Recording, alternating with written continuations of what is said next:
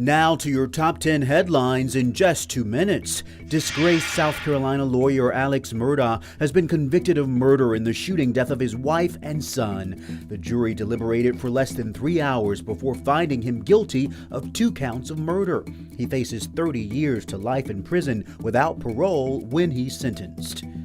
Stockton police have arrested a 16-year-old in the Christmas Eve killing of a man on Fontana Avenue. The teen was booked into San Joaquin County Juvenile Hall on a homicide charge. The wife of one of the victims in a deadly crash last year in Granite Bay is suing Roseville's House of Oliver restaurant and the driver, saying both were negligent. The lawsuit alleges the driver was, quote, obviously drunk on the night of the crash and that the House of Oliver allowed him to leave.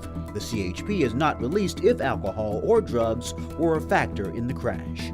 More than 100 people are forced to evacuate as firefighters battle a fire at a construction site in a popular Hong Kong shopping district. Multiple floors caught fire and briefly spread to other nearby buildings. No reports of injuries. Police in Argentina say a gunman opened fire on a supermarket owned by the family of soccer superstar Lionel Messi's wife and left a threatening message for him. No one was hurt.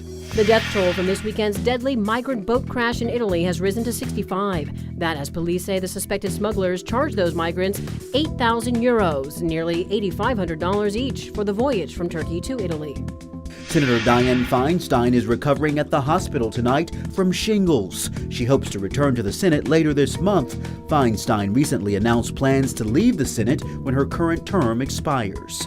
British people are rationing fresh vegetables due to a shortage. It's being blamed on recent bad weather in Spain and North Africa, and officials say it could last up to a month. In Egypt, a new chamber has been discovered inside the Great Pyramid of Giza. It measures about 30 feet and sits above the pyramid's main entrance. Authorities hope it will lead them to more discoveries.